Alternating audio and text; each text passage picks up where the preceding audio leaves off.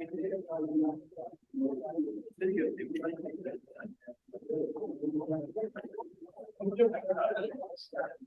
guys, on Zoom, just doing an audio check. Is everyone hear us okay? Sounds good to me so far. Okay, Yes. and you see the agenda up on the screen? Yes. Okay, good. Okay, welcome everyone. It's our summer meeting. Which is, I got a lot of emails this morning or all day saying I can't make it because I'm on vacation or I'm visiting my family or whatever. But people are rolling in. So we have a great demo today. We want to go through the first part pretty quick so Steve has enough time to show all the stuff that he's going to show. Just some general notes. We have our barbecue coming up. Hopefully everyone can make it. We have what we're going to do this year. As you know, we have we're selling a lot of wood during open shop and stuff, and we have quite a good inventory for the club. We also get a lot of donations of wood. So what we're going to do in mid-July, we're going to ask people what they're going to bring to the picnic for the auction. And then depending on how much wood is going to be brought, we'll supplement what we need from our stock. So for those who've not been to the picnic, it's a great time and a lot of fun. And we're going to have our auctioneers, Dave Colson, come again and run the auction. This year, I made up a contest called CAT. It's either creative art piece or crazy ass piece. My piece is already done, and I showed it to my wife, and her impression was almost going to be the name of the award called WTF. So if you got something crazy, I hope you'll bring it, and we'll have some fun with that. So for those who knew Gary Sundquist, he's passed away, and he was quite a turner for many, many years, and he has a lot of really high quality stuff. We're going to auction off his stuff at Dave. Well, there's two parts to the auction. One is there's 6 very big pieces of equipment, including his lathe, at his home on 185th and Germantown Road. And that's available anytime. And I'll send a message out tomorrow morning on how to get in contact if you're interested in the pieces. But it's a Powermatic lathe, two band saws, dust collection system, and so on. The only caveat is I've never been to his house, but I'm told that it's in his basement, and the basement is at the end of a long driveway that's on a downhill or uphill, depending which way you're going. So it's a bear to move the equipment. So probably anyone who's going to be interested is going to have to hire someone to, especially the lathe, to move the lathe.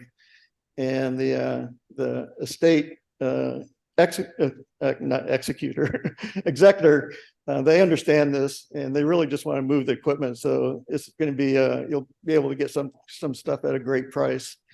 For the hand tools and everything else, I'll be at Dave Larson's shop. I think it's January 29th. It's a Saturday. July 29th. Thanks. And if anyone knew Gary, he was a tool hound. He bought a lot of stuff. He has a lot, and he bought good stuff. So there's going to be it'll be a great place to go and get some really good tools. And again, I'll put more information out later. So that's coming up. Cascade and Dale is hosting Ellie Eviseris for 2 classes, August 20th and 21st. And there's still a few slots open for that. Anyone who knows him, he's a great demonstrator. And I'm not exactly sure what the agenda is, but it's I think it was in the newsletter. So take a look at that. And if you're interested, it's a great opportunity to see him. And then also Graham Priddle and his partner, Melissa, they're going to be here in October. And they're doing 4 one-day classes. And you can sign up for 1 day, 2 day, 3 day, or 4 days, whatever you're interested in. And again, there'll be more information on that in the newsletter coming out. So those are some good name turners coming. John Beechwood, John's somewhere. John, he was able to nab Stuart. Manny, Yeah, thank you. blank. Yes. And he was here a couple of years ago. He did a fantastic demonstration, but also put on a couple of great classes that were sold out almost immediately. And he's going to be here in December. He'll do a demonstration at our December meeting, which we've never had a December meeting before. So it'll be December 6th is the first Thursday of the month, I think. Whatever that date is. And he'll do 2 days of classes afterwards. So as soon as we get everything settled, we'll put that on our calendar. And if you want to take classes, which I highly recommend, sign up quickly. We offer to do a 1-day class and a 2-day class. Or 2 one-day classes. If you want, but he would prefer to do the 1-day class and then a 2-day class. Oh, so he'll be here 3 days. Yeah. Okay, even better. Repeat that, Jim. Oh, so John said he's going to be here for 3 days. Ideally, what he'd like to do is a 1 day class and a 1 2-day class. So we'll work those out for you. Okay, I saw a couple new members. Go ahead. My name is Newberry. You said. Likewise. How long you been turning? Production training shop for about 6 months after I graduated high school. Small land. Since then, haven't done a lot, but almost 18, 20 years there sporadically. Okay. Well, it's not uncommon, like many of us in the same condition. Hope you'll take advantage of the classes that we have coming up. Who else was? There you are. Tom Springfield, went to the convention center last February, I guess, in February. Was that the gathering of the guilds? Yeah. Okay. Right. Or April. Yeah. Yeah. Found this group. Here I am. Good. Somewhere in the early stage of work. So hopefully learn a lot more. Cool. Well, hopefully you guys know we have open shop this Saturday. And a great time to meet other people and buy some good wood. And then Nick, you're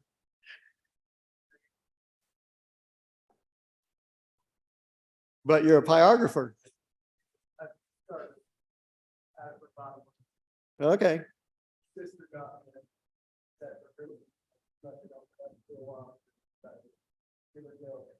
There's a lot of good opportunity to add pyrography to turning. So hopefully we'll see some of your work. Okay.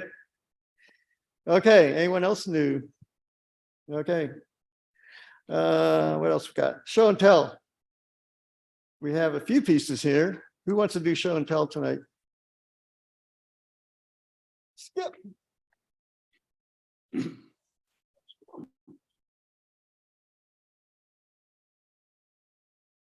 You want to do the challenge first, Roger?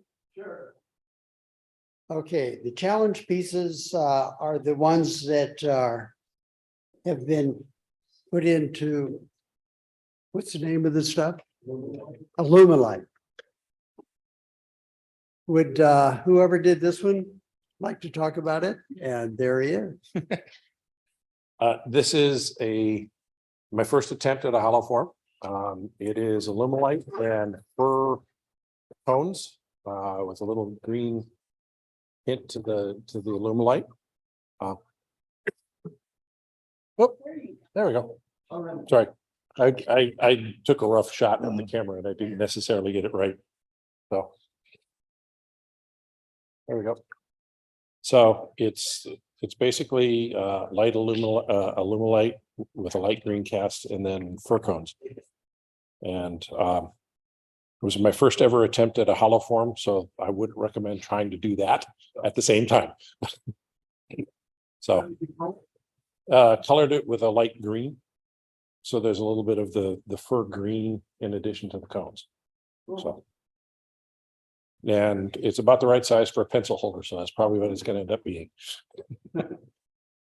Roger, you want to come and talk about yours? I'll give it to him. Oh, yeah, you already have. Well, I'll have to, this has to do with. So I don't know that this is really qualified for the challenge, but what it is, the design is, anyone who's seen Dan Tilden, he does something very similar to this. And so I tried it. The top really got bad. So the only way to save the hollow form is I put epoxy on there and made it look like a little river. But it's a burl, so I did coloring. There are 3 different colors of dye on there, and so that's it.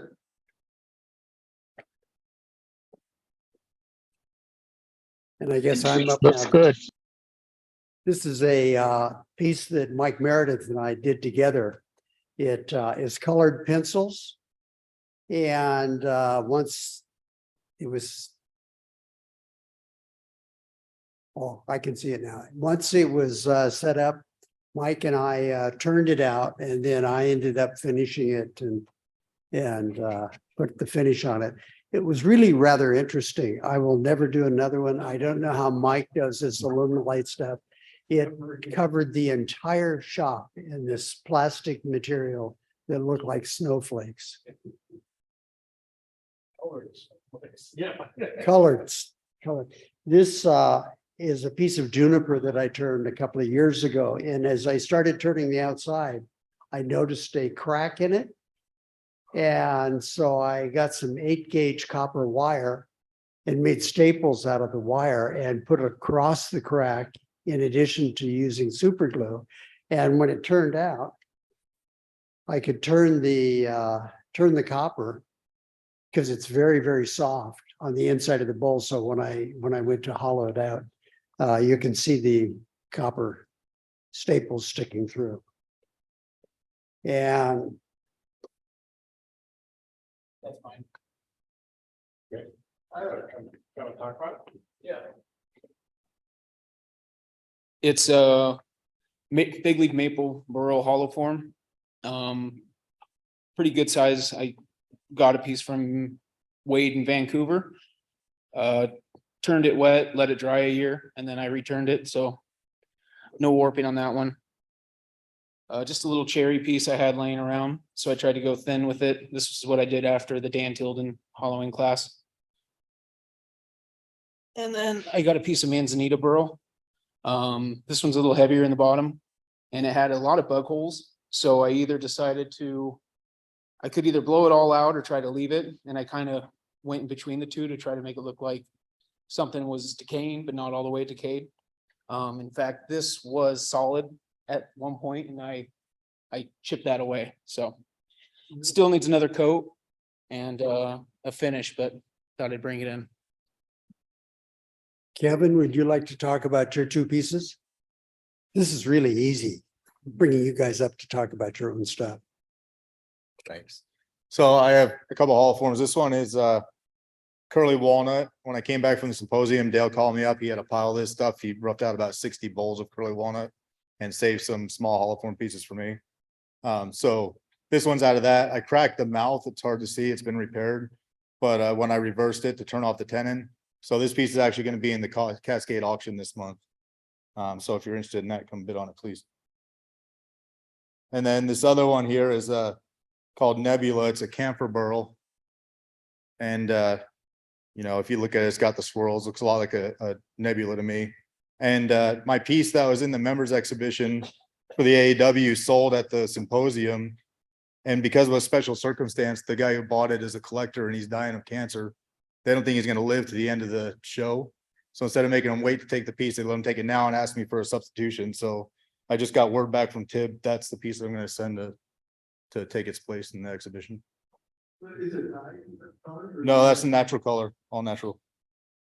Just oiled. That's a combination. I use Parfix 3408 basically as a sanding sealer. And I put tried and true varnish oil on it. And then it's got Ren wax over top of it. Roger, Those you- are, I don't know, Kevin's piece was featured on the AEW. What was the magazine? magazine. That was the catalog, the exhibition. Cool, very, very nice. this is another piece by Roger. Roger, you want to talk about it?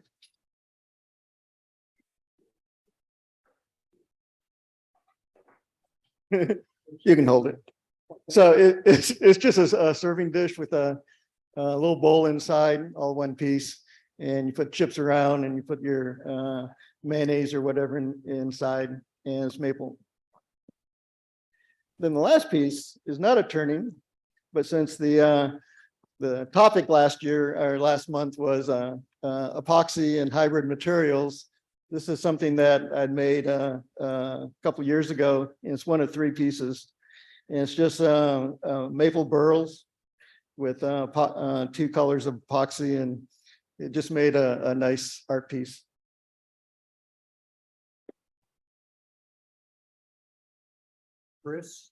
Chris Dix.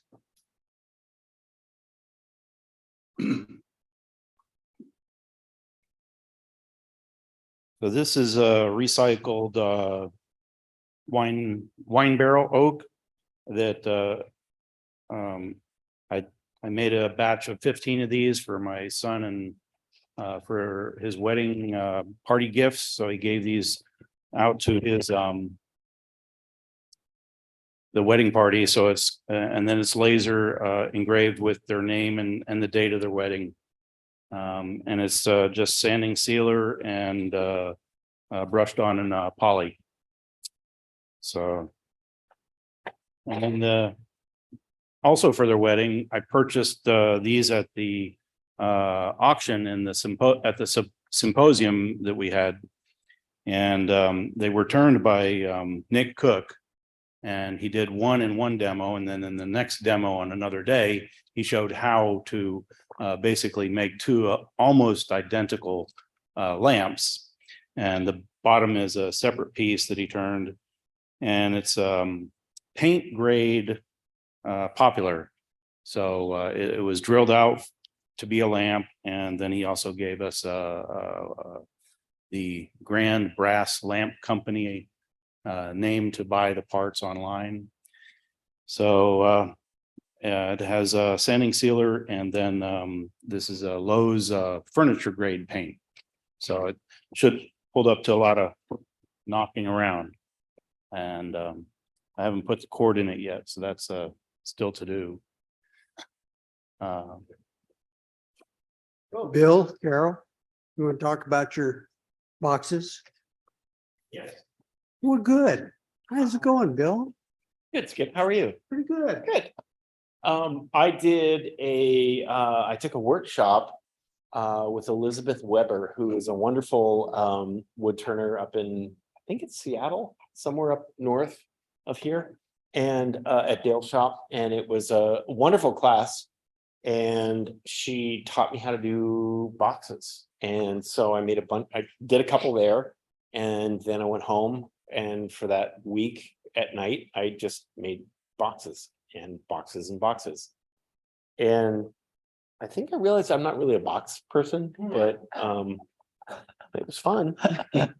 So anyway, there's a bunch of boxes here. There, I did some embellishments and some engraving and some stuff on it, and some ebonizing and carving.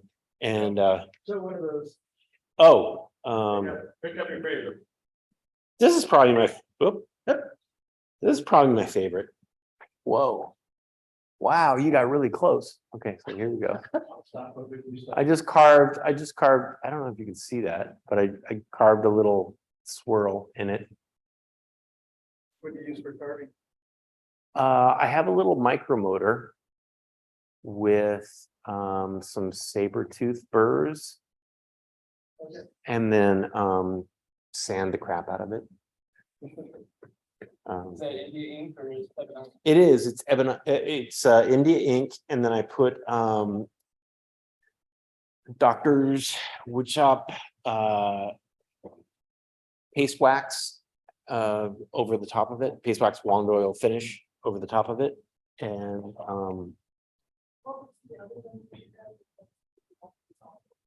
little bumpies.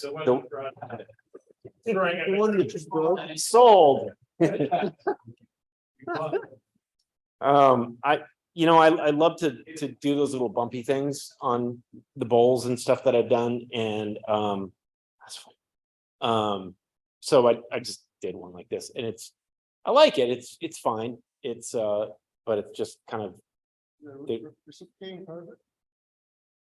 no. It's the saber-tooth bit, like the sphere. A micromotor, yeah, with a sphere burr, or maybe I used a carbide sphere burr on it. Like the round ball thing. How do you get so smooth? I how did I get it so smooth? I sanded it afterwards. You would do me a favor? Yeah, Would sure. you, so after Burns talks about his pepper grinder, would you select the winner, winner? We have two different, absolutely. we have two different certificates to give out, and really only have one challenge there. This doesn't count. Vern? You want to talk about your pepper grinder quickly and then, So it's a piece of Spectraply, and the top is just a piece of aspen. I India inked it, and then it's finished with clear lacquer. It's actually, what's that? It's segmented, I mean. It's a laminate. It comes that way. Yeah, you just buy that stuff. So it's going to my my niece for Christmas, and they're Oregon State fans. So she kind of ordered something like that. thank you. And Bill will select the winner of the challenge piece. Okay. I'm gonna go with this one. Good. And can I choose the show and tell one too? Yeah. Okay, because I'm gonna give this to Tyler, and I have two more $10 gift certificates. Tyler, you stepped up. These are beautiful. And I'm gonna give you two more $10. Absolutely. Thanks, Bill. Okay. So we got done 5 minutes before the demo is supposed to start. How much- So, What time do we need to be done? we need about 15 minutes for cleanup, so. Okay. I would say at least an hour and 15. Okay, Okay. So Steve's gonna do one of the most complicated demos I think we've ever done. And just check your microphone. it's working. Okay, It's good. we're gonna turn this one off then. Okay. So I'm interested in multi-axis work, and I've seen teapots that were done that were multiple pieces where you turn the sphere and then you separately turn the spout and glue it in and carve it to where it fits tightly. And it's difficult to tell that it's two pieces, but I kind of like the challenge of trying to do things in one piece. And the idea came from watching Dale Larson do a sphere where he makes a sphere shape out of a cylinder that has a spigot on each end, and he turns away the shoulders to make a sphere, and then he cuts off the cylinder on each end and fits it between cup chucks and turns it at different angles to cut away the part that's not truly round. And so I saw that shape and I said, well, I can do other things with that. It doesn't have to be a sphere. And I started by doing a cup, and I've done a cup demo here before. I don't think we have a tape of that one though. And then well, actually we did. We have the cook cup. Yeah. And that's on YouTube. If you guys want to go to the Northwest Woodturners website, you can look up the cook's video. And I'm taking a cylinder with a cone on each end of it that's more similar to this sort of a shape. And I made a cup out of it. And so then I went from that and I said, well, I could make a teapot out of that for sure. You know, naturally, it looks like a teapot, right? Piece of cake, right? Say you got a good imagination. And so you turn a cylinder into a sphere, and then you have a cone sticking out of each end, one small cone and one large cone, and that ultimately becomes the teapot. I brought with me some mistakes because I think we learn from our mistakes. And I brought my first teapot. This was one that I turned a year and a half ago, and it's out of maple. I tried to carve the handle to make it look like a classic teapot handle, which has just too big of a pita factor. I didn't want to spend all my time carving. I like to do as much of it in turned structure as I can. So I stopped trying to make a teapot type handle, and I made one of these handles instead. And I designed it so that your hand fits between the teapot body and the handle, and it fits kind of ergonomically like so. Now, naturally, these aren't teapots for use. They're purely decorative. This lid is the same wood, and it colored differently because this piece was kind of from the lower part that was darker. So it looks like a different wood, but that is the same wood. Similarly here, this is the same wood, but it doesn't look like the same wood. This is part of Skip's Norway maple. So this one is kind of a blooper. If you hold it up to the light, you can see through the bottom along the foot here. So it's actually pretty loosely attached. You can actually wiggle it a little bit because it got so thin. But it was a prototype. And this one, the spout was completely carved. It was not turned at all. And I did the drilling by freehand. I just lined it up with the cone and went for it. And I didn't like that process. And that's why I went from that to what I'm doing now. And I'll show that. So I'm going to pass this around. Well, first, let's talk about shape. Which of these shapes do you like? Let's call this one number 1, number 2, and number 3. 2, 3, 2. You're hearing a split between 2 and 3. So 2 and 3. Okay. I really think number 2 is my favorite, and different people have different aesthetics, but I like number 2 because the spout seems kind of contiguous with the body of the teapot, and you can tell that it's all one piece. It doesn't look like it's stuck on there, whereas this one kind of looks like I might have turned it separately and glued it on there. It looks like it's not the same piece to me. Yeah. Well, that's part of it too. The curve here doesn't match. And I like the curve to match. This one, the curve matches pretty well too. Okay. So I like that curve. I don't like how this is discontinuous. Okay. And so, yeah, looks like it's stuck on. And so my bloopers are back here.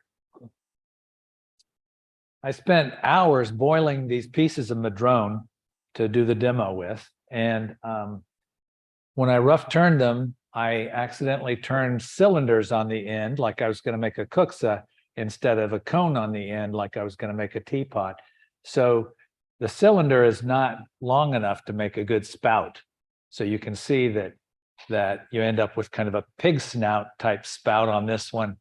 And I like the pot. Other than that, I like the proportion of the handle to the sphere, but He does look kind of piggy. I say put some eyes on it. Well, he does kind of have a knot hole there that looked like an eye. One here and one here. This one's winking at you. Yeah. And so that's a pig spout, and not optimal. You can also see here where I had a lovely catch. When you're turning the spout in the off-center chuck, you have to be really careful, as Skip knows. I turned one at his house on Friday, I think it was. I was getting ready for the demo, and I had a catch that was so monumental that I had a 3-inch faceplate on my chuck, and it ripped the chuck completely off the faceplate and threw it around the shop, and really impressed his wife, who was watching at the time. Yeah. So I've come up with a solution for that, Skip, and I'll go over that. It's all in the angle of attack. So we'll talk about that. So if you don't get the blank in the off-center chuck properly, it might end up crooked. And so that was a blooper. Kind of cool. My wife likes it because she says it's about as crooked as my nose. I would say it's a right. Yeah, pot. exactly. Exactly. It would never work for a lefty. Wood choice is important. At Skips, we did this oak one, and oak is not the easiest turning wood. You probably want something that's easier to cut if you're going to do an off-center project. And then it just cracked all to hell. And so this one's a wood choice blooper. Everything else looked okay, but the wood choice was bad. Here's another wood choice error. This one is birch. And I was on my last stage of hollowing, trying to even out the inside so it could dry. These are turned wet, and had a little catch on the inside and popped the foot completely off. Birch just splits too easily. You probably shouldn't use birch if you want a spigot that's going to hold up.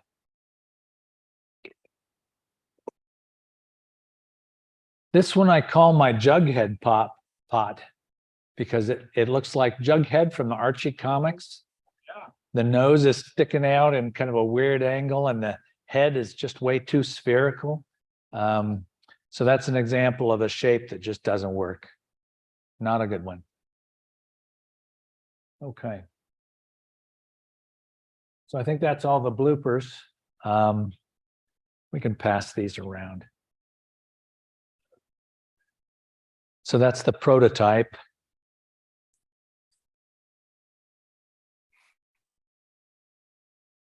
Right, I can get a pot to where I've carved away the base of the spout, and I've turned the spout, and I've drilled the spout and turned the sphere and hollowed the sphere in 3.5 hours.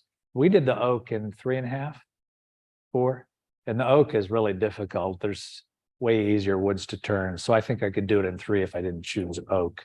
But then there's a lot of finish work. You have to do lots of shaping and sanding on the base of the spout that you're having to carve. The base of the spout is the only part that I have to carve. Everything else is turned. Okay, so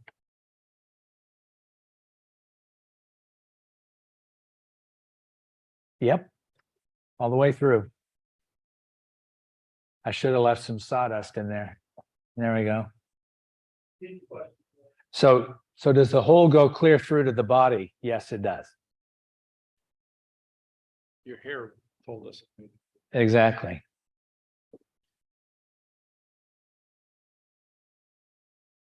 So here's the prototype chuck, and here's the one I'm currently using.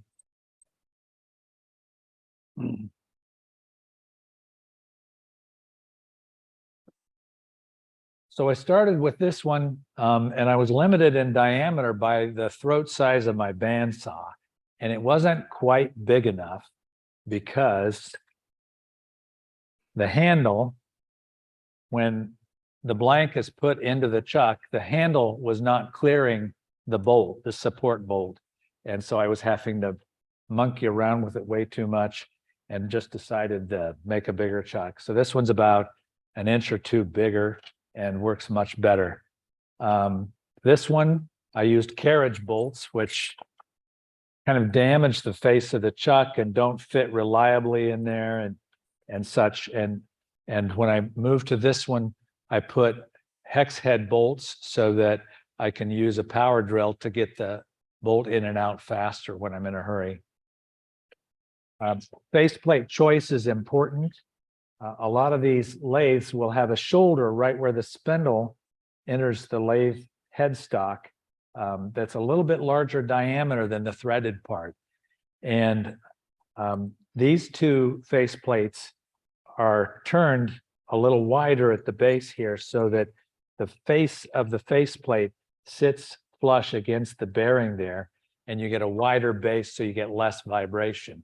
I have other faceplates that don't have that recess turned into the metal, and they just don't seat properly on this base of this headstock here, and they're not as stable, and you'll introduce more vibration. And when you have something like this going around the lathe, you got enough vibration without going out of your way to add more.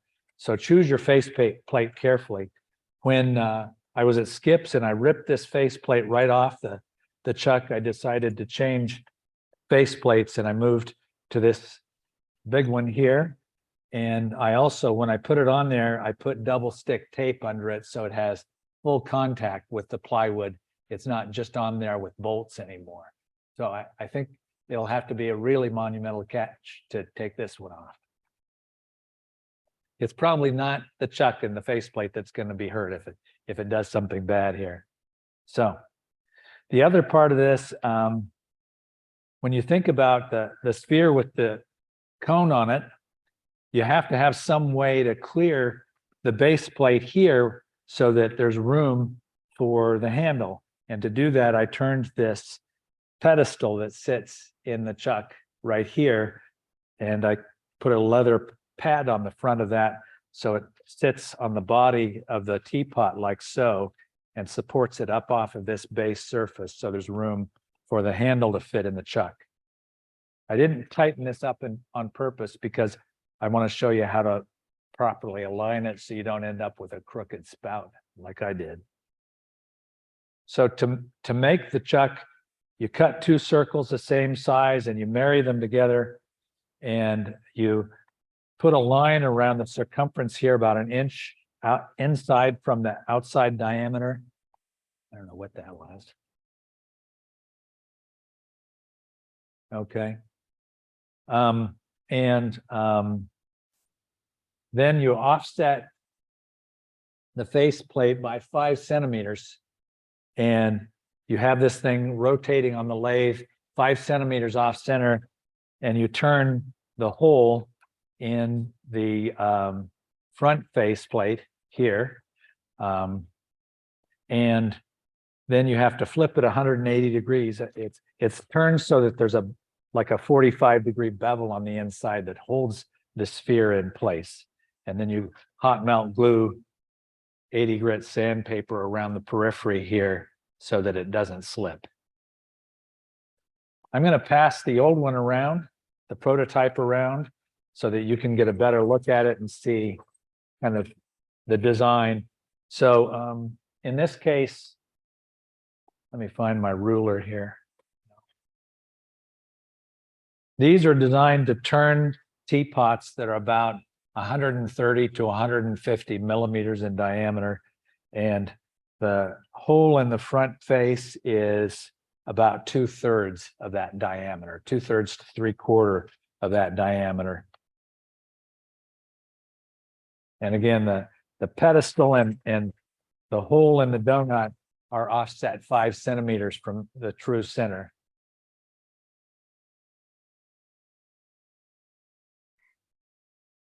Okay.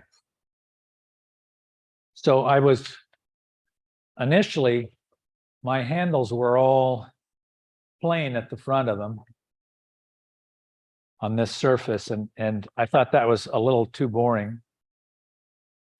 So I embellished it a little bit.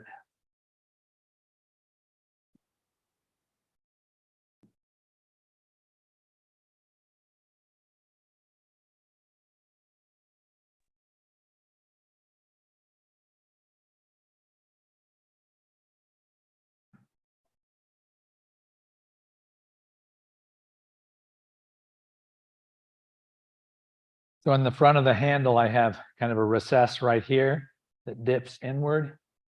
And I made a texturing tool out of Home Depot parts. I bought this carbide burr at Home Depot and some copper pipe and some pipe fittings and made this texturing tool. There we go. And so you want that tool to touch that recess at about 8 o'clock.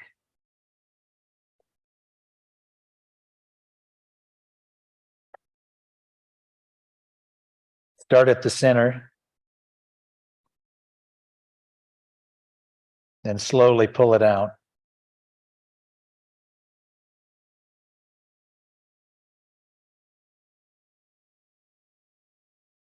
You can pass that around. That has a dowel in the base of the copper pipe, and then it has a stack of 3 rare earth magnets recessed down in there, glued in there, that hold that carbide bit into place. So the bit can be replaced. It's held in there by a magnet.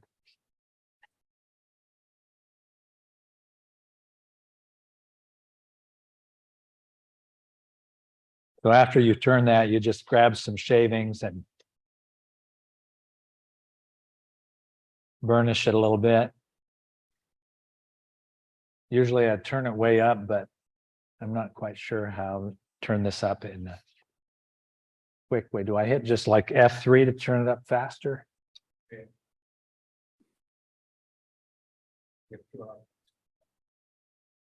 One, I've got it locked.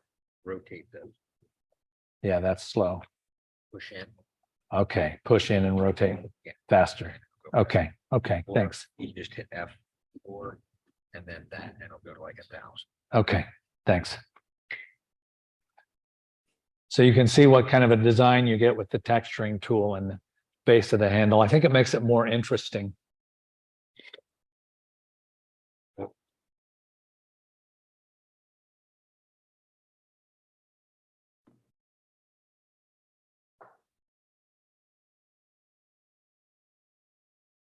So when I turn a blank,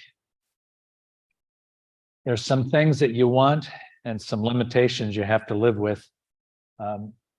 You have to have the cone that is going to become the spout has to fit through the hole in the chuck. I've certainly turned them and then tried to fit them in and found out that I turned it too big. So you have to turn that down to where it is smaller than the diameter of the offset hole in the front face of the chuck. This one is close. Okay. Second thing, I want the handle to be about 1/3 of the diameter of the sphere itself. If it's bigger than that, it looks bulky and awkward. I turn this so that my fingers fit nicely between there so that I can grip it like this, and it feels good. And so part of the initial turning process is fitting it to my hand. Okay.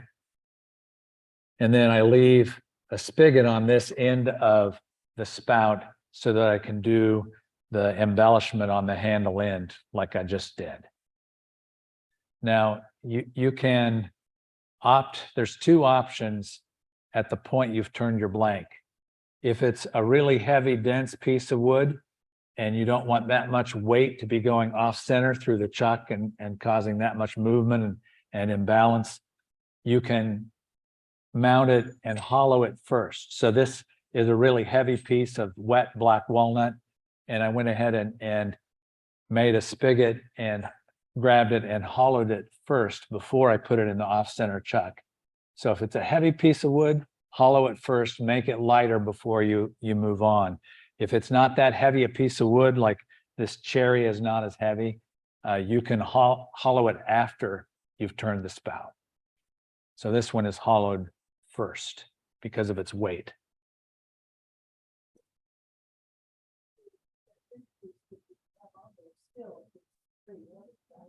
It is, but the sphere is more off center, and that big piece that's becoming the spout is kind of counterbalancing it. Okay, So the weight's offset a bit. That was Skip's question at his house, was why don't you cut away most of that big piece before you drill it? And the answer is, well, it's actually going to worsen your balance if you do that.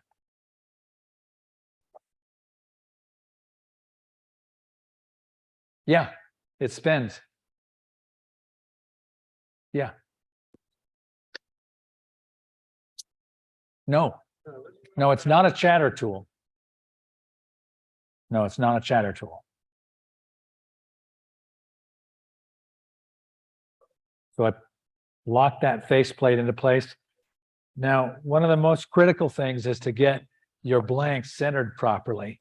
And I've done a couple things to try and facilitate that. You'll notice that I have this big green line going along the base plate, the inside of the base plate, and a second big green line on the outside of the facing plate, okay? And I use that almost like a gun sight to line up my piece inside of there. So the handle piece has to be on the short end of this green line, and it needs to line up with the bolt and the green line, and the handle piece needs to line up on the other end. So I kind of put it roughly in position, sighting down that, and then I start to tighten up my knobs on my chuck. And I usually start by tightening the ones on either end of my green line. Okay. And I can see here, sighting down, that I'm way off. I've got a lot more handle on this side of that bolt and green line than I do on the other side. So I need to shift the whole thing towards me. So I'll loosen that up a little bit and shift the handle over a bit. Okay. And so there, you can see the handle lines up pretty good right there. So I'm going to add a little tension to that bolt. Then I'm going to pivot it 180 degrees. And I'm going to sight down this bolt and that green line right there and see if I have roughly the same amount of handle on each side of the body of the sphere, there and there. And I'm going to see if the sphere is pretty much bisected. And that looks like there's an equal hemisphere on this side and on this side. And then I can look up here and see this green line and how it aligns with the center of the handle right here. And so I sight all that in, make sure it's all lined up, and I start tightening. If you don't do all that and recheck it and check it and check it and check it, you end up with a crooked spout. Yeah. Pardon me?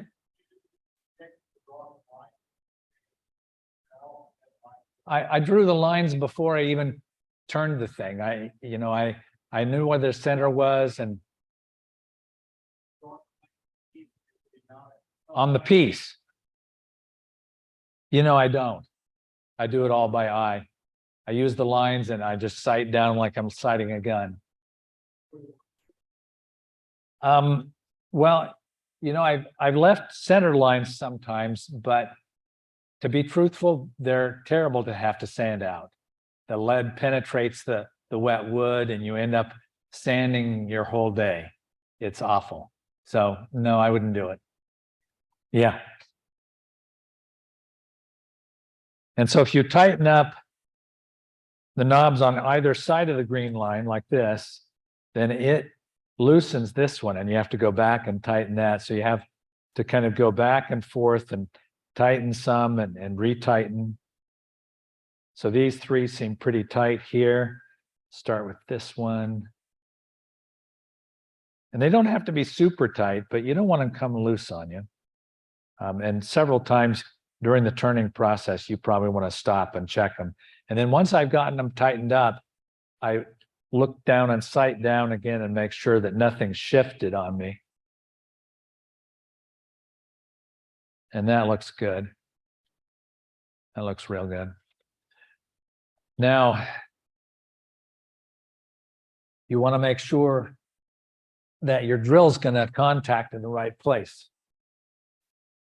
And so I put a cone center in here, which will mimic where the drill bit's going to hit. On this blank, I've turned it so that this surface here is roughly a right angle to this surface here. And the reason being that with this thing canted over like this, the drill bit's going to connect with this surface at roughly a right angle, so it's not going to skate or bend or twist out of that axis. It's going to follow the axis a little bit better.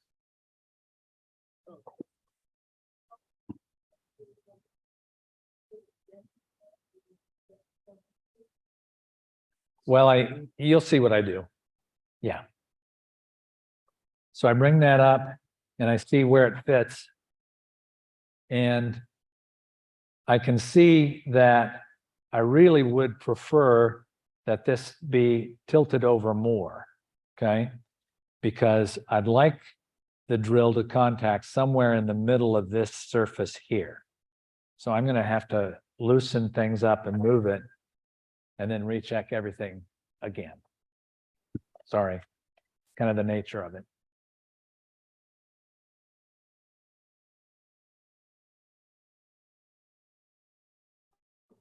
So I loosen those up and I try to tilt the whole thing over.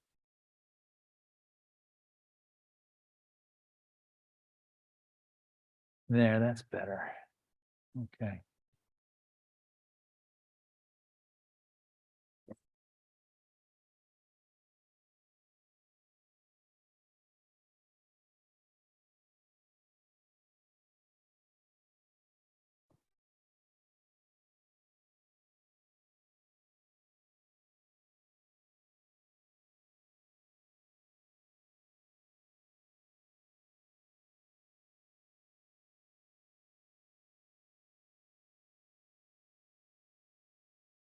Pardon me? No. It's just pointing where I'm going to go. It's my reference point.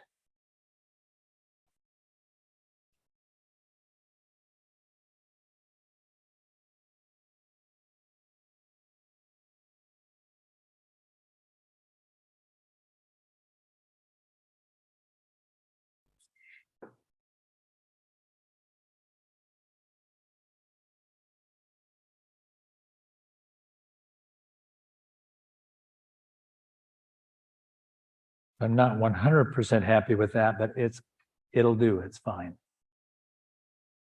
I prefer it be, maybe 5 millimeters off that way, but I'm going to go for it. Okay. So then I take my cone center out.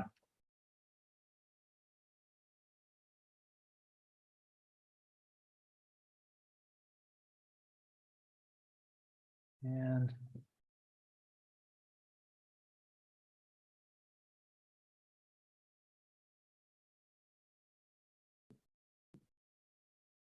I have one of these centering drills that has much less of a tendency to drift. And that's, I think, what you were referring to, Suzanne. Okay.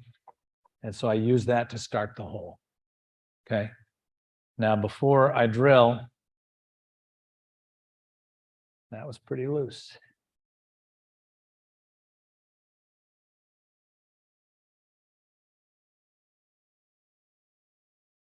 Okay.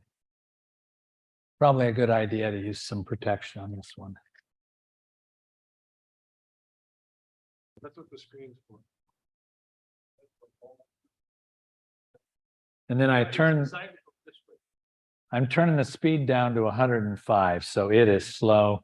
And you make sure you turn this before you turn on any power. Stand off to the side, turn it up a bit. Okay.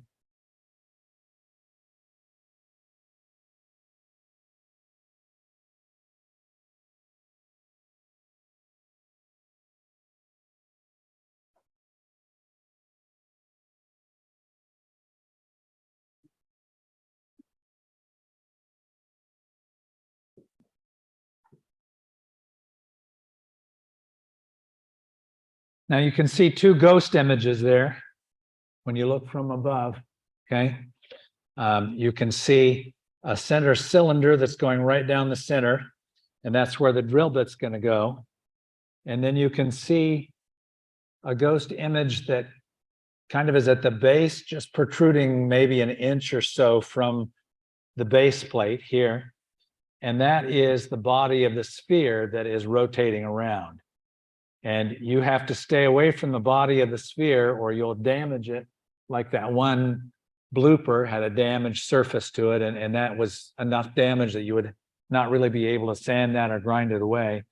And one of the advantages of doing this is that you can look down and say, well, yeah, it looks like there's enough of a cylinder there that the drill bit is probably not going to come through the side of the spout.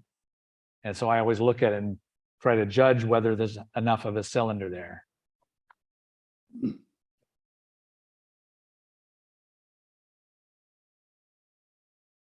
I don't get this much wobble on my Powermatic.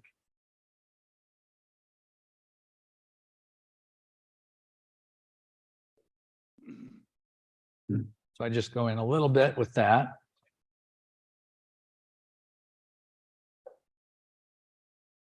Yeah.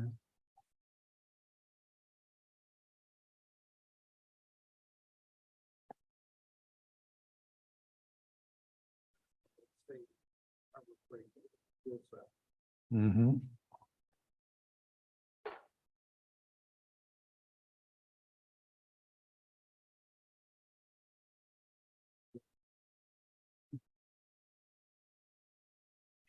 So then I use another short bit, go a little bit deeper.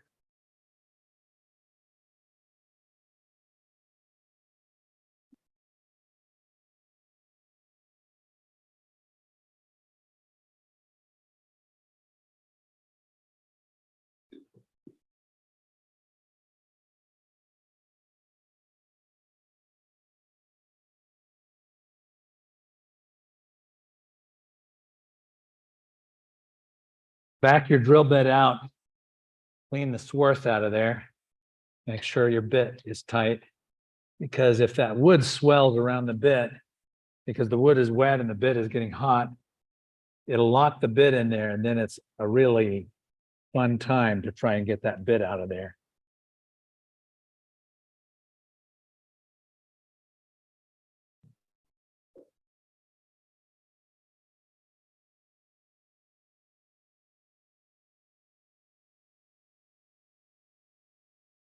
Shakes pretty good.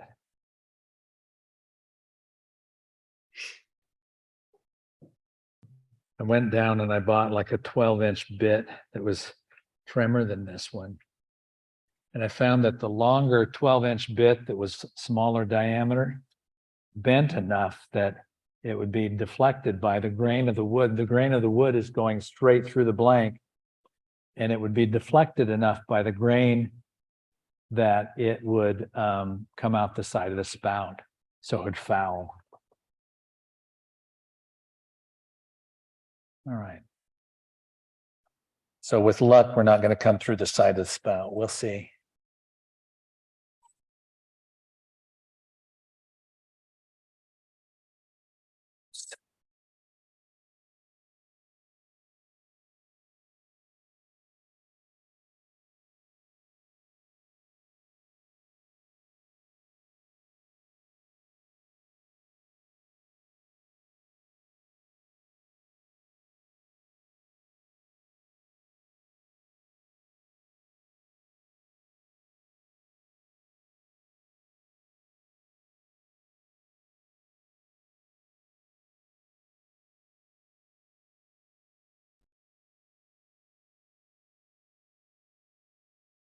That's not good.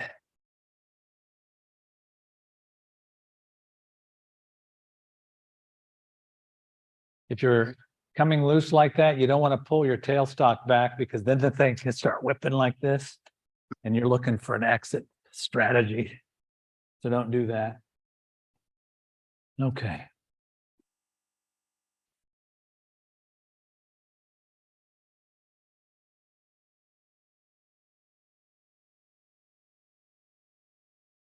Now I want to stabilize that cone while I turn as much of it as I can. And to do that, I use my cone center in the hole that I just drilled.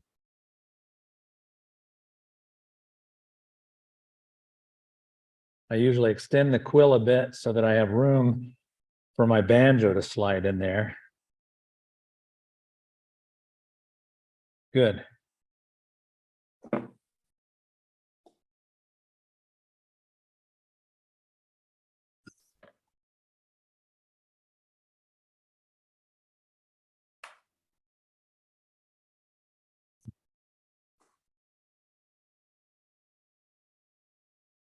Turn and make sure you clear everything. Okay. So what I was doing when I had that catch at skips is I was trying to turn this coming in from this direction, riding the bevel as I create the new flat surface here. And there's just too much of a tendency to catch that. And when you catch it and the wood is rotating this way, it pulls your chisel down and in. And if you're near the sphere surface here, it pulls you down and into the sphere surface. And so I don't cut it that way anymore. Instead, I'm using a scraping cut. And I'm coming from the outside like this.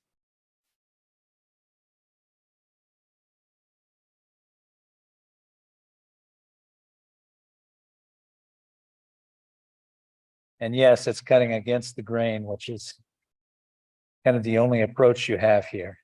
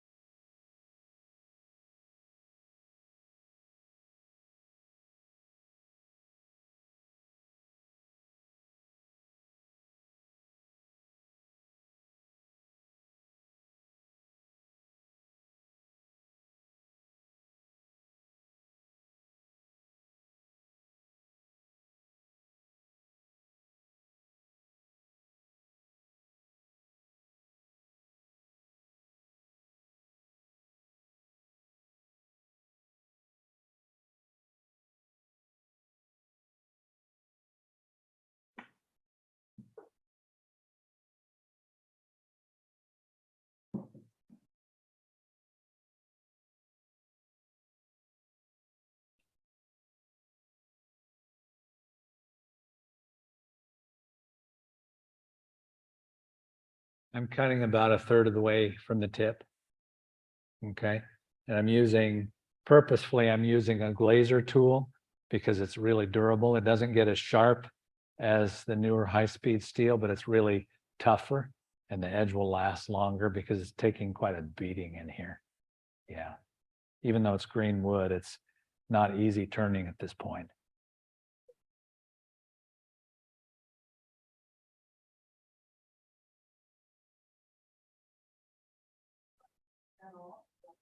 Again, that makes it more off balance. If you cut that off, you've got this mass that's rotating off center around like this, and you don't have this counterbalancing it. And so you could cut some of that away, maybe in the ones that you had hollowed first, but I don't think you probably want to do that in one that you haven't hollowed first, because that's acting as your counterbalance. Question on the alignment. If you've hollowed it, you line the hollow up with the lines, just like you do the handle. Yeah, you try to sight down here and put the hollow in line with the handle and this. Yeah, definitely. This be a point where you want to double check your tightness on your chuck?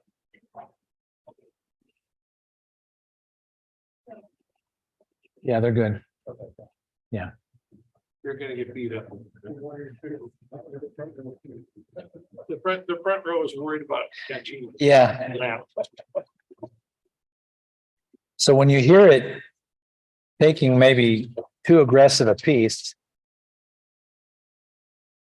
like there, you have a couple of options. Number one, you can slow down the pass so that you're taking less wood per revolution. Number two, you can stop and sharpen your tool if you're sharp. If you're not sharp, you want to stop and sharpen the tool. And if you have a heavier lathe, you can turn the speed up, and you're basically doing the same functional thing as slowing down your pass.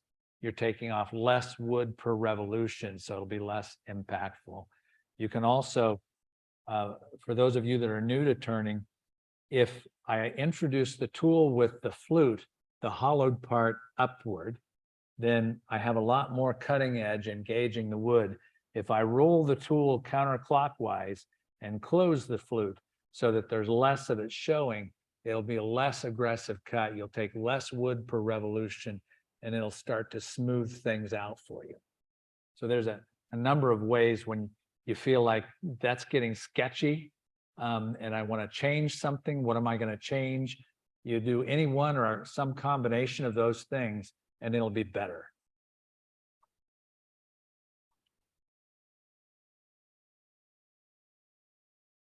So here you can see I have the flute pretty much closed.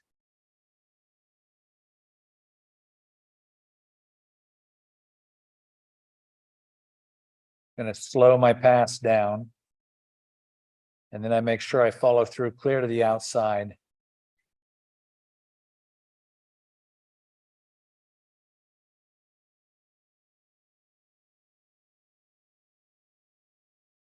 Had my flute a little bit too open there for a moment.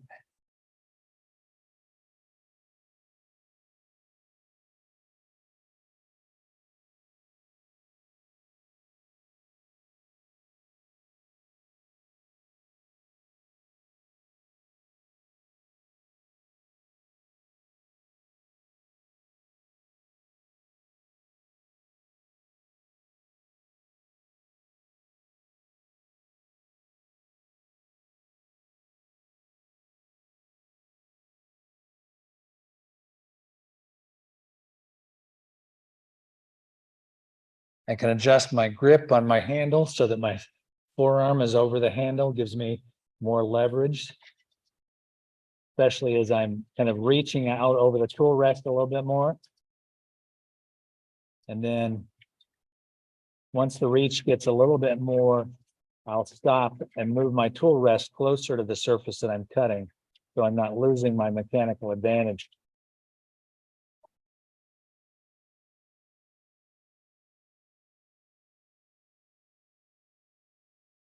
So you heard that smooth out as I closed the flute a little bit, rolled the tool counterclockwise. It smoothed out a bit. What's your speed here versus at home? Pardon me? Speed here versus what you can do on your lathe. I'm at 445. I can do twice that on my Powermatic. Yeah. So I'm going to move in to get better at mechanical advantage. Remember to turn it every time you move it.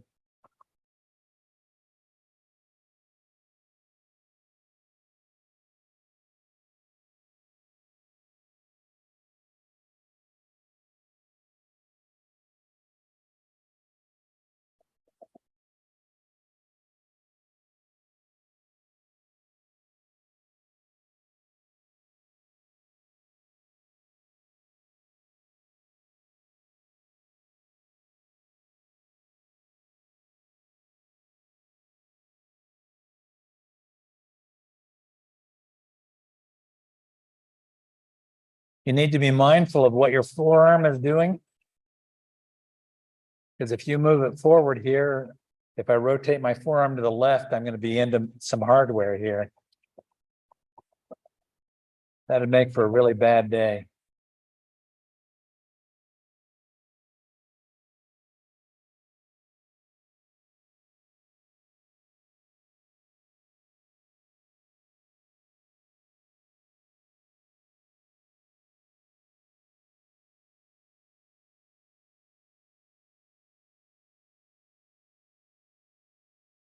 How are we time-wise, Roger? Okay. Okay.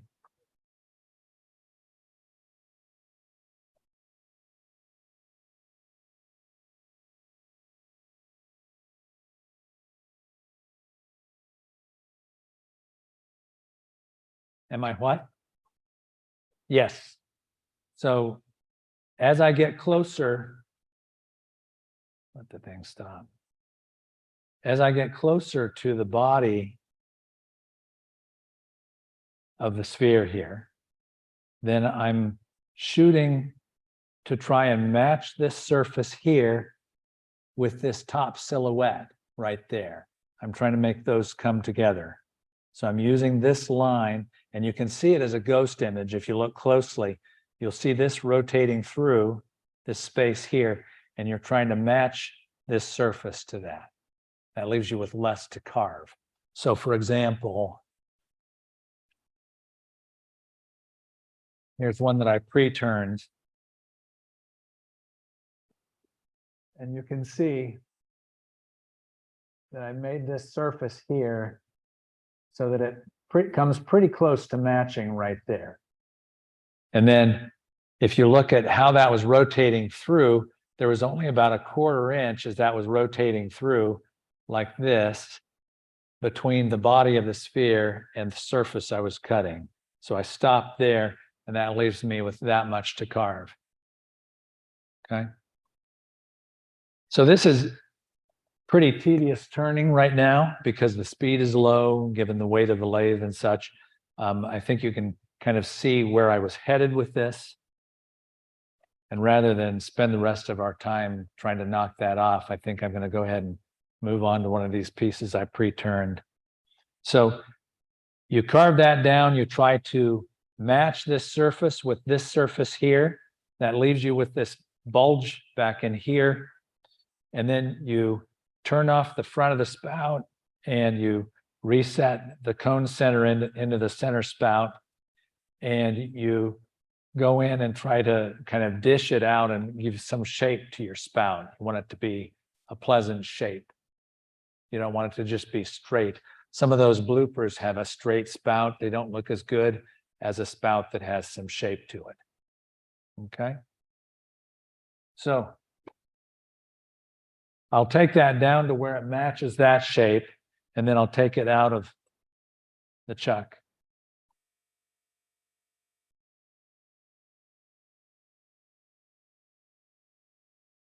And I think I won't bother to take that out. Just leave it there for now.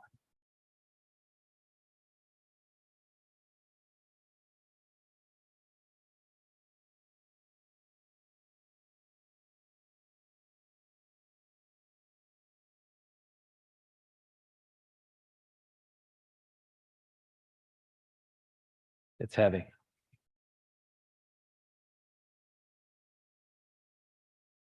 Okay, let me find another piece here. So I'm going to show you how to hollow the inside.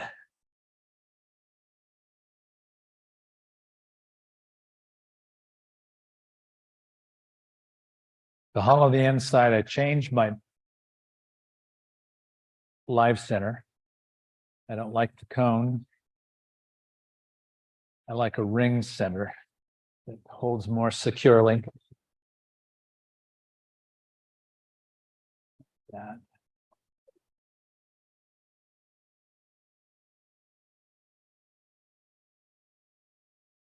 Okay.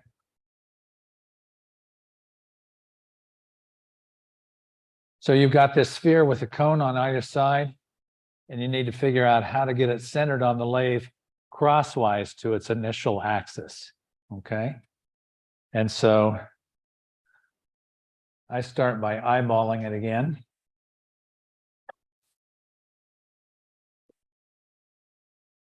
In this case, I'm going to look down the grain here, and I'm going to say that that is roughly center. And I'm going to put that on my point here.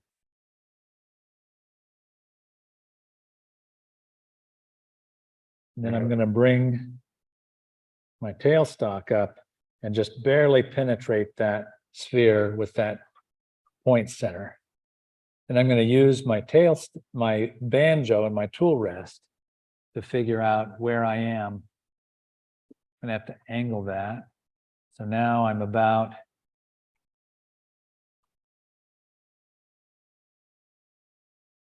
I'm a 1/4 inch from the tip of the tool rest to the surface of the wood where the handle is coming off. I rotated 180 degrees and I'm probably 3/8 of an inch, okay? And so I'm needing to bring the whole thing back this way, more towards this axis. So I'm going to hold it against the drive center, back off my tailstock and move it over about a 1/4 inch. And then I'm going to look here. I'm just proud of a 1/4 inch. And I'm just proud of a 1/4 inch. So in this axis, I'm okay. Okay. Now I'm going to look at the axis that's 90 degrees from that. So from the bulge of the sphere, here I'm about an 3/16, maybe. No, maybe 1/8, 1/16 even from the surface. Bring it around, I'm way off. So here I'm probably 5/8 of an inch. So I have to bring this sphere towards me about 5/8 of an inch. Or half that distance, actually. So now I'm 3/16. Went a little too far.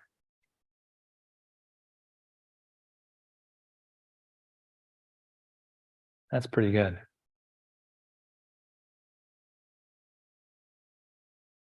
Okay. So I'm satisfied with that. Now I back my tool rest off so it's not hitting. Okay.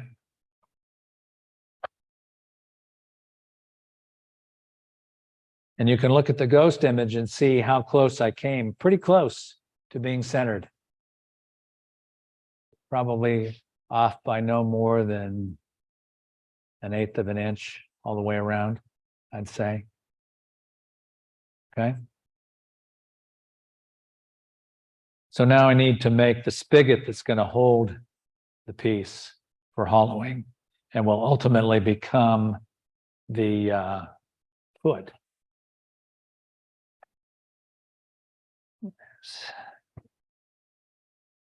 There we go. So I close my chuck down to about the size I want it to be when it's gripping the piece. And I measure across the face of the chuck to figure out how big I want my spigot to be. Use my dividers. I'll move this up where you can see it in a second here. Okay. So where I'm measuring from one corner kind of across to the other with the chuck jaws gapped about a 1/4 inch or so. And so that's the diameter of the spigot that I want.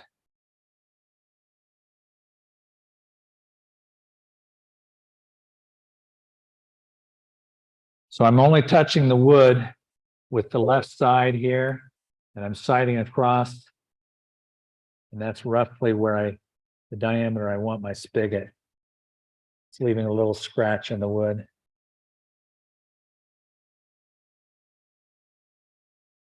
Then I'm going in with a spindle gouge.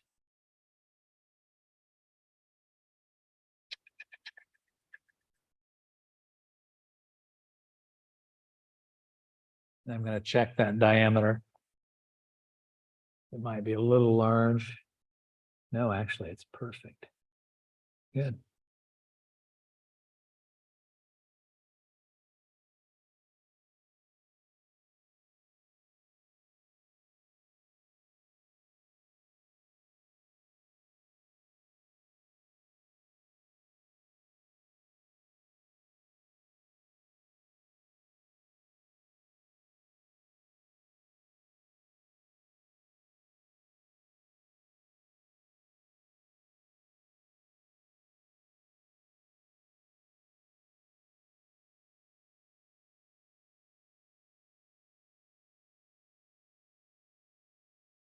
That doesn't have quite enough wood for me to feel secure. I probably want a little more than that. And I'm going to check this to see that that facing surface that's on the body of the teapot is flat and not convex. It can be a little concave, but it can't be convex so that the chuck doesn't seat properly. So that's pretty flat. That's pretty good, actually. Yeah, yeah.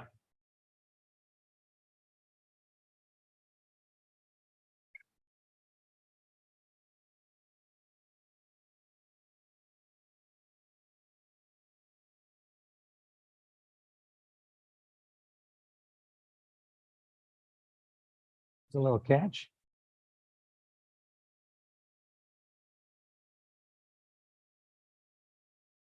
What can you say? No one's perfect.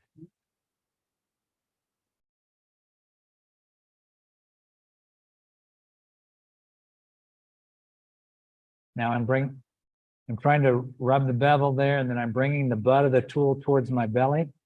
And it's skipping out of that place, unfortunately. I'm trying to make a little bit of a dovetail recess there if I can. I'm going to call that good. All right. So you can see where my catch was there. I'm going to need to remove that. I have more of a flat here than I really need. And so I'm going to try to blend that surface in and get rid of that catch all in the same move.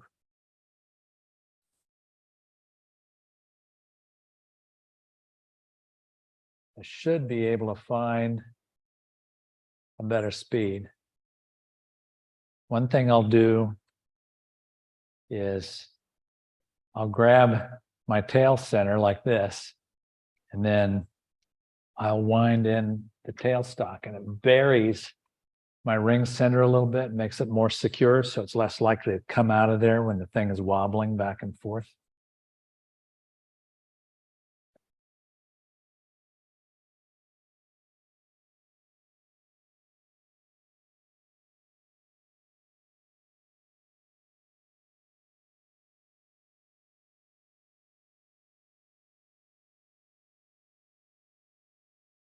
About 545.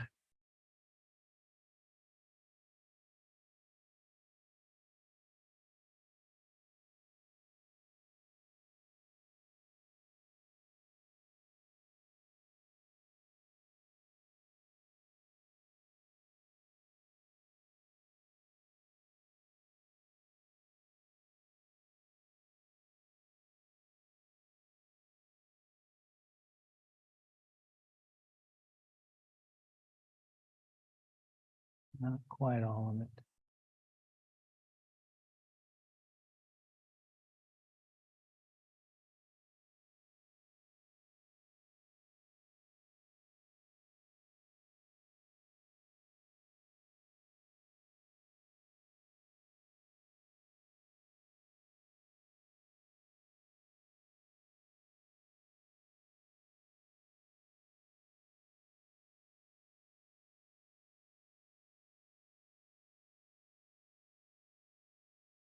It takes out all that catch, and I'll blend that surface in with sanding later. I still have a flat here that I can base my chuck on. It's not going to be convex. It's good.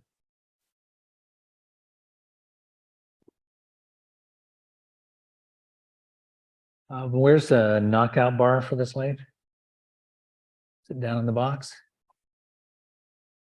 John? Right in front of me, right here. Yeah, it would.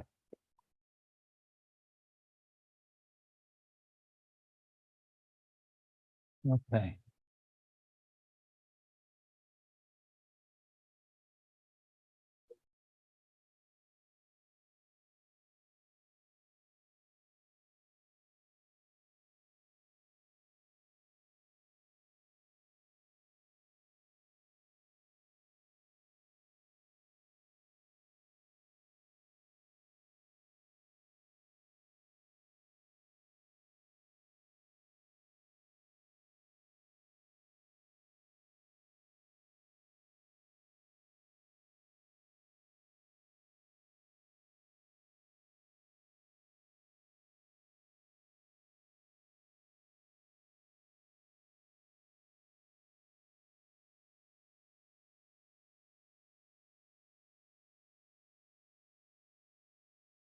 gonna take me a second to set up my hollowing rig if you guys want to sell more lottery tickets or something.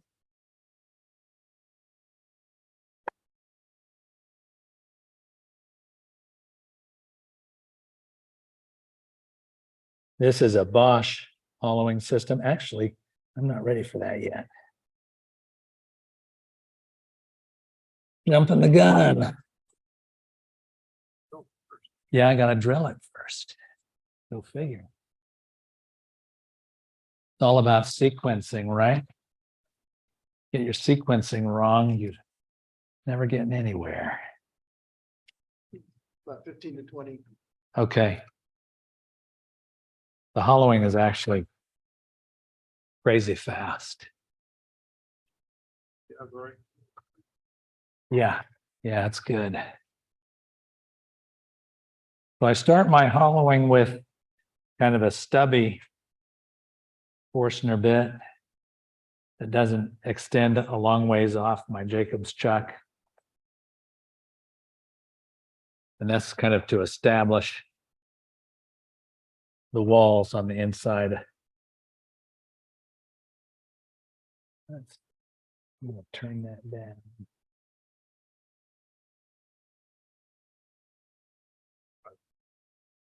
There we go.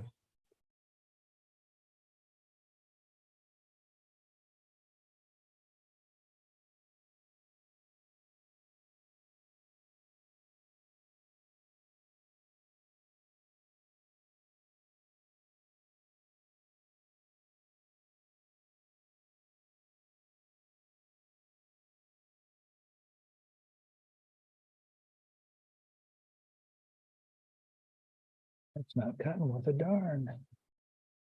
Why? I'm not sure.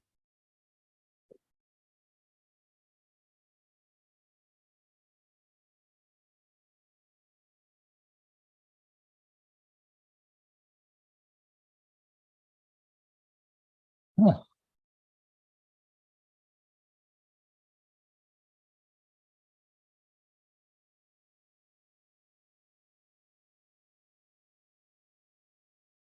I'm going to switch out to the other bit now that I've established that hole. See if the other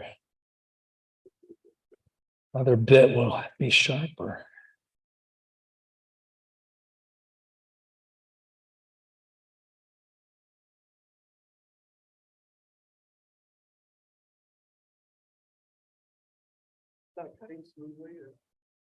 You know, I don't know, it cut fine with the other wood. I wonder if it's just the way this is the grain on this one, but we'll see if this one cuts better. This is a sawtooth pit that might be better for cutting cross grain like this.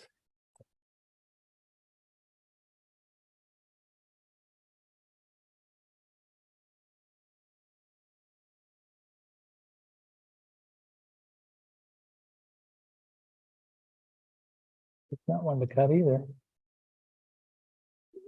That's lovely.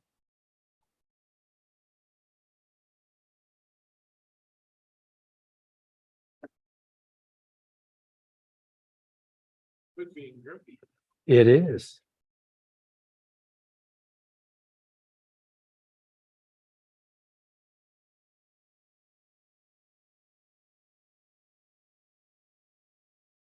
More forced, I guess.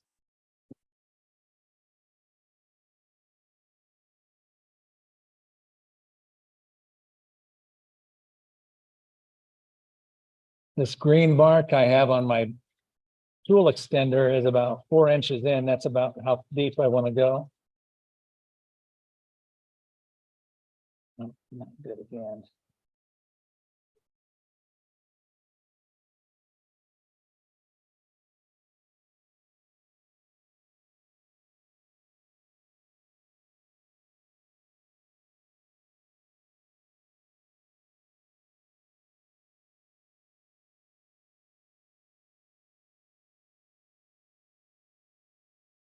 It doesn't.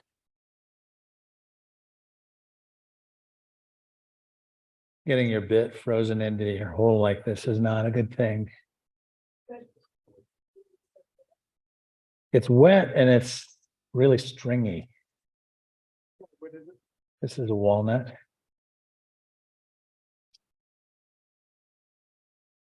Okay, let's see if I can get that recentered.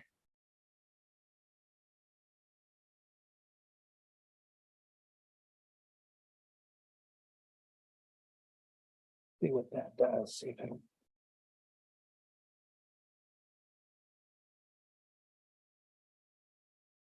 There we go. Nope.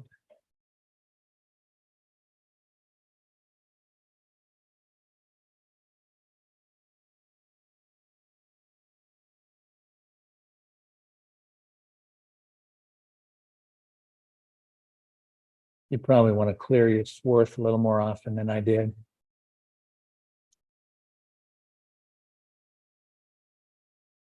I don't know why, when you watch British wood turners online, they always call it swarth. Where did that come from? We don't seem to call it swarth. What would you call it here? Just shavings?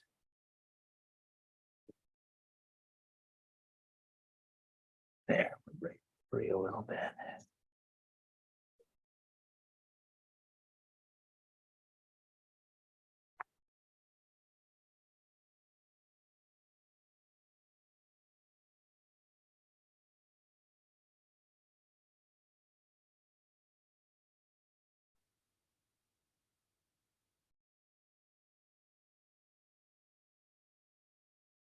Playing tug of war. Looks like you're winning. I'm winning. There we go. You won. I won. Such a deal.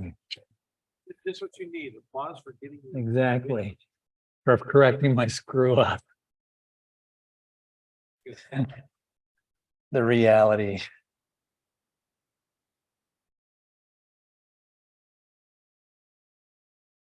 How often have we get? Yeah.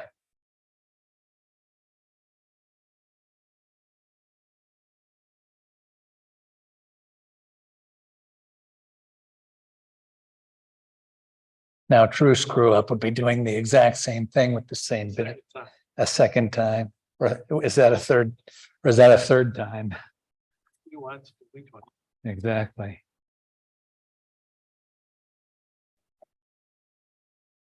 Yeah. Pardon me? It's very wet. So then I go to a larger diameter bit, but because I've cleared out the center, this will hopefully go better. I don't know. Biggest one I have. I choose the bigger one for the demo because it makes the hollowing go so much faster. The hole is bigger, so you can clear the hole easier. Yeah.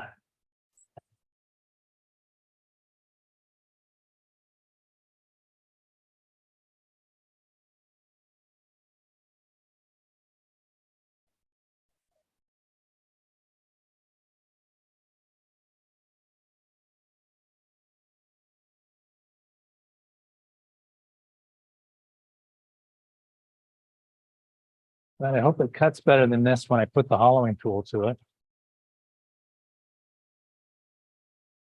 That's not one to cut very well. I'm gonna not go deeper and not get this one stuck. Okay.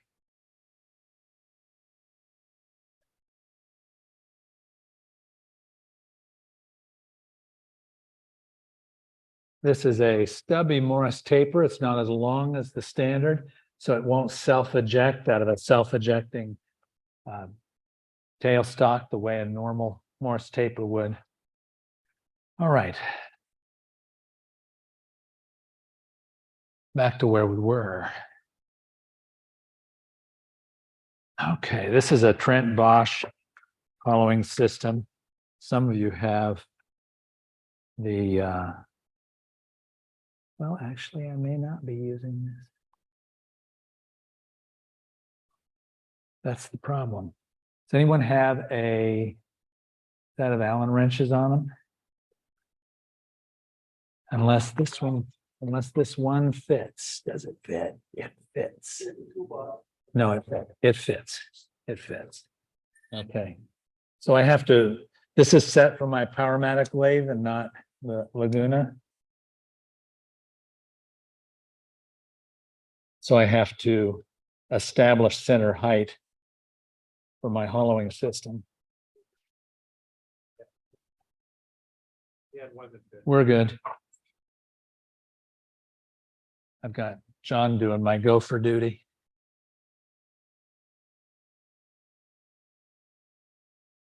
Okay. So.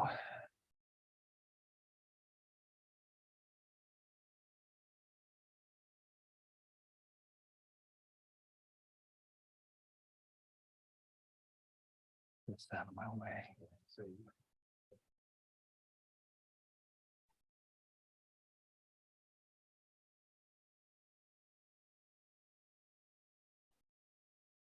Ah, that'll do. Okay. So what I need to do is raise the platform to where this is cutting at center height.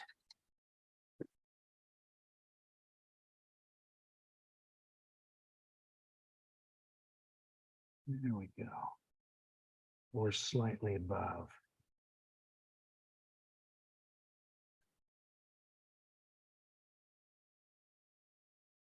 And I can reset the collar so it'll come back to that same height. So, good.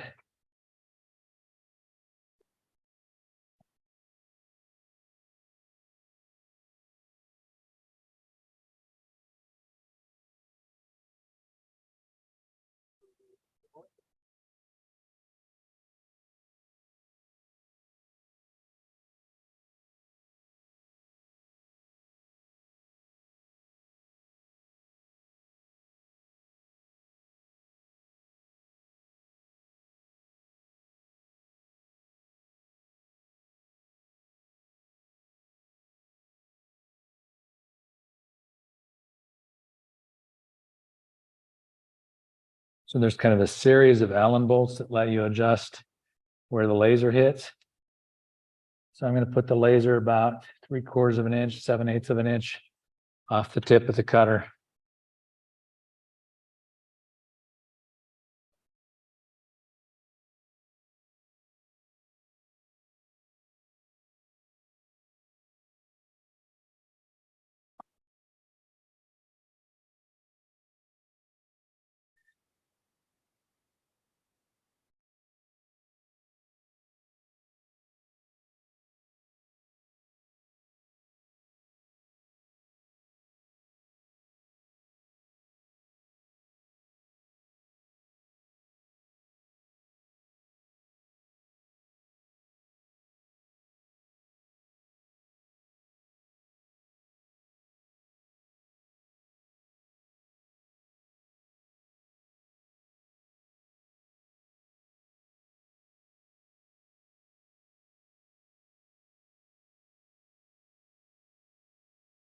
Okay, so the laser allows me to see how close I am to the outside of the vessel.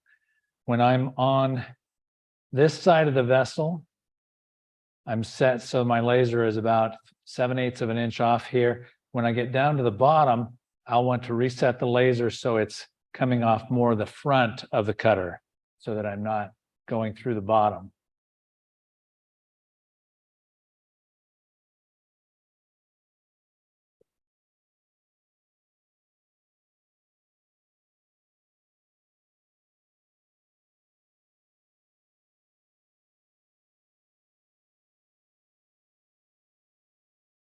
Just brushing against that surface.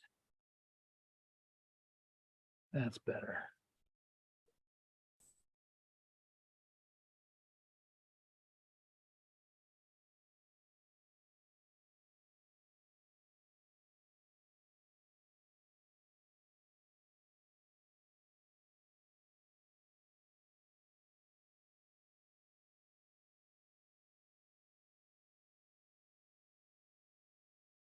That 700 is a little too fast.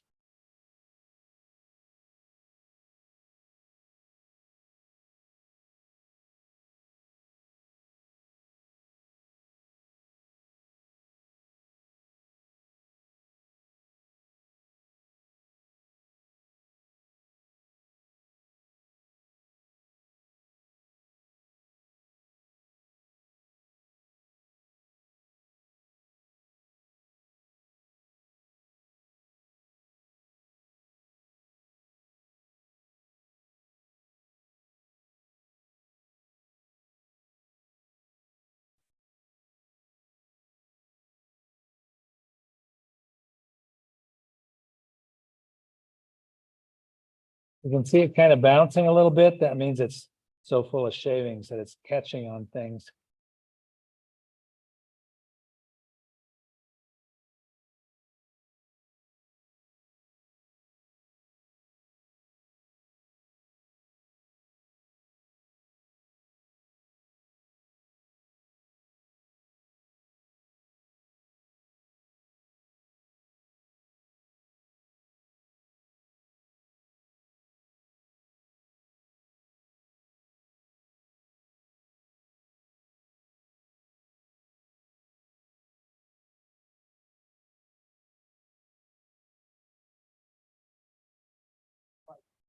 Okay.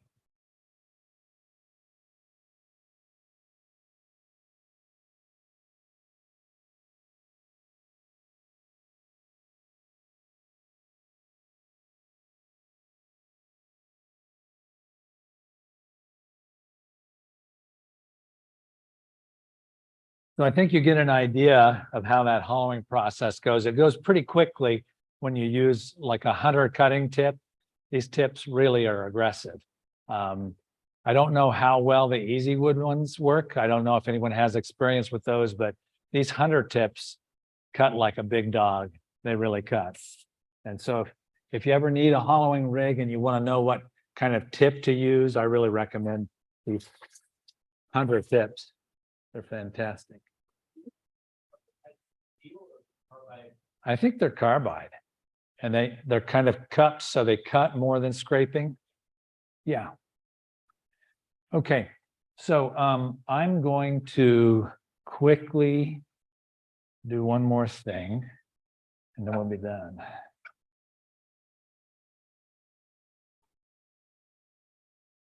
Let's get this out of here.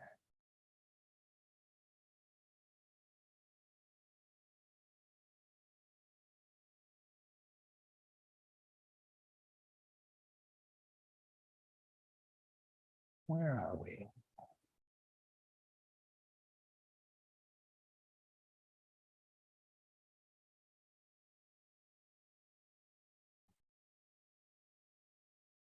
Okay.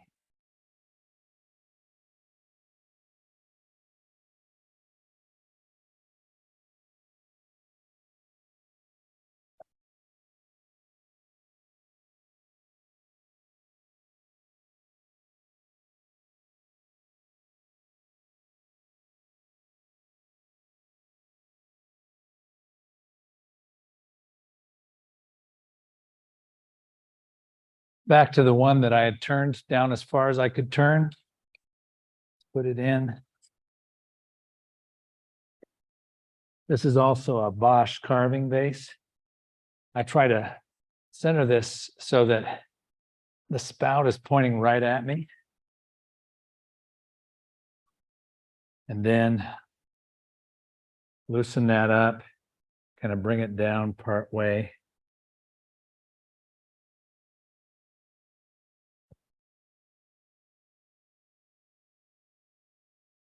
This is a Chicago pneumatic reciprocating saw, kind of a, no, not a Harbor Freight. This is the one that they copy. Yeah. I can't get the Harbor Freight one to work. So what I do here is I try to keep myself centered so that I'm doing symmetric cuts on the two sides. Let me move this up underneath, or I can move it over here. Well, it's not going to reach, is it? Okay. Fast. Okay. So I try to marry the surface here with this outside surface of this spigot.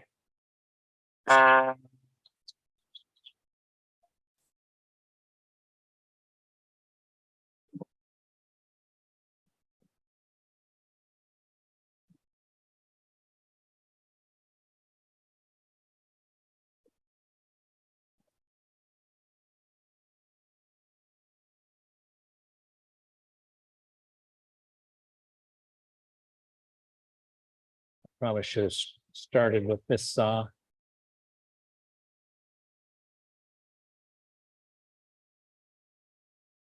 I run out of air here pretty quickly with this. Yeah. So the nice thing about this body saw is the blade is so thin. You can curve it.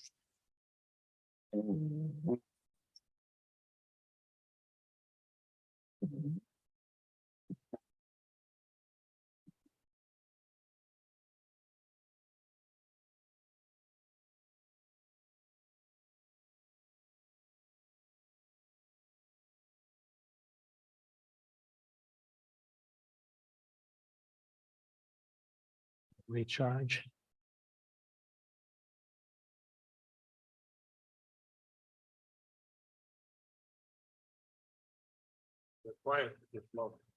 Yeah.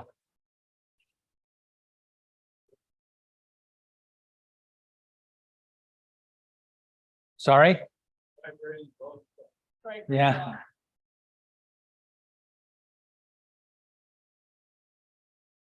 Could have Chris come and do this.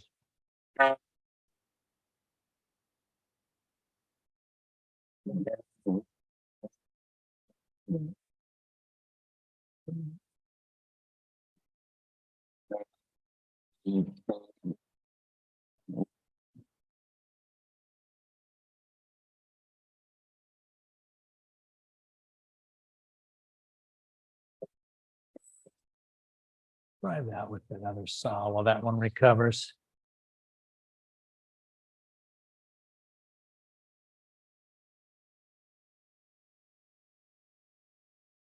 The challenge here is you don't have a lot of space and you don't really want to violate the sphere in your cutting effort.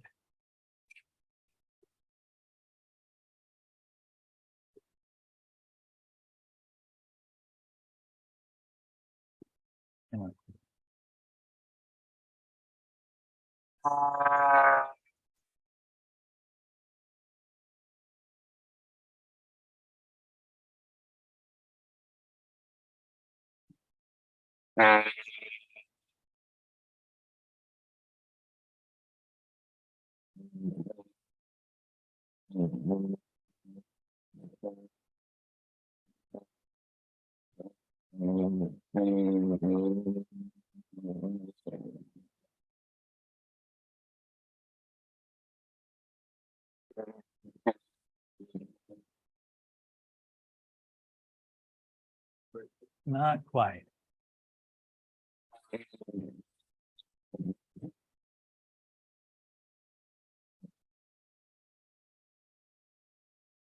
Someone say something? No. Not quite. Then I'm going to rotate this 90 degrees. Pivot it a bit.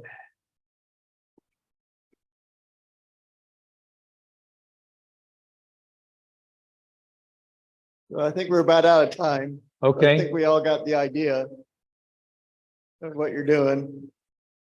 Yeah, I'm not going to get that done. Okay. Well, anyway, you can kind of creep up on those corners and take off successive corners and level it out. Try to blend this surface with this bottom curve right here and eliminate as much hand carving as you have to do. The advantage of this really trim saw is that you can make corners with it, so you can blend the curves really nicely with that saw. Questions? Yeah, Bill.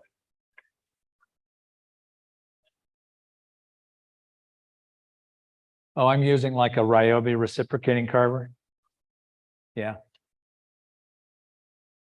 And then, I use a variety of tools. I have the reciprocating carver. I have a King Arthur, and I can use the sanding discs on that.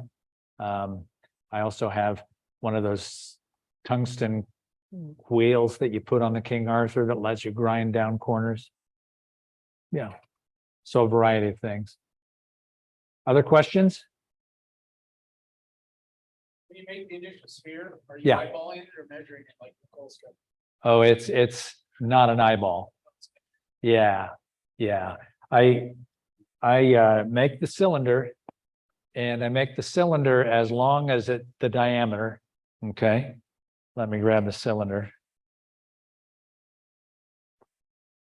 So this is a 150 millimeter cylinder and it's 150 millimeters long. Okay. And then you have to take off corners. Now, the only number you have to remember is 0.41. Okay. And 0.41 times the diameter is the length of each side when you convert this cylinder into an octagon in profile. And so you take 0.41 times 150, the diameter, and you put that length straddling the midline and you turn a line there. Okay. And then this is also turned to 0.41 times the diameter. And then you match those two surfaces. You cut away the corner and you end up with an octagon in profile. Okay. And then you take your dividers and you take one of those surfaces, which is 0.41 times the diameter, and you divide it into quarters with your dividers. And then you make a line on each side of the octagon corners, that 1/4 of a surface away, and then you match those lines so that you've turned your octagon into a hexadecahedron. Okay. Yeah. You try to show that on your two pickup demo, right? Right. And so you can go to YouTube and see that. Okay. And so I'm not good enough to just rough turn a sphere and make it accurate enough to be within the 1/4 inch that I demonstrated tonight. When I recenter it, they always turn out a little bit more elliptical, and elliptical isn't entirely bad. They end up elliptical anyway, because you remember you're taking the top off with your drill bit, right? So you're flattening it this way with your drill bit, and then you're flattening it a little bit more this way by taking the foot and taking off the bottom part of the foot. Yes, what is it important to get the purpose here for this, for your jig setup, or what the elliptical? The shape, you don't necessarily want the shape to be spherical. You can see where the ones that are really more spherical don't look right. Okay. And so it doesn't have to be perfect, but it helps to be close for this reason only. And that is that the wood is wet and the inside where you're hollowing is spherical, right? And if you're real thick on the ends and real thin in the center, it's going to crack. You ever tried dry wood or? No, I hate turning dry wood. I have this hate relationship with dry wood. No, thanks. Okay. Thanks, Steve. All right. So I think that's a pretty incredible demo. it's It's mind-boggling. it's hard to fit it into an hour and a half. Absolutely. Sorry. And I wanted to go from beginning to end, but there was just no way. So this will be on YouTube in a couple days. Cool. And- All right. Okay, so we do the raffle real quick, and we have a lot of cleanup and tear down to do. Just a little bit, yeah. So please stick around and help with the shutdown.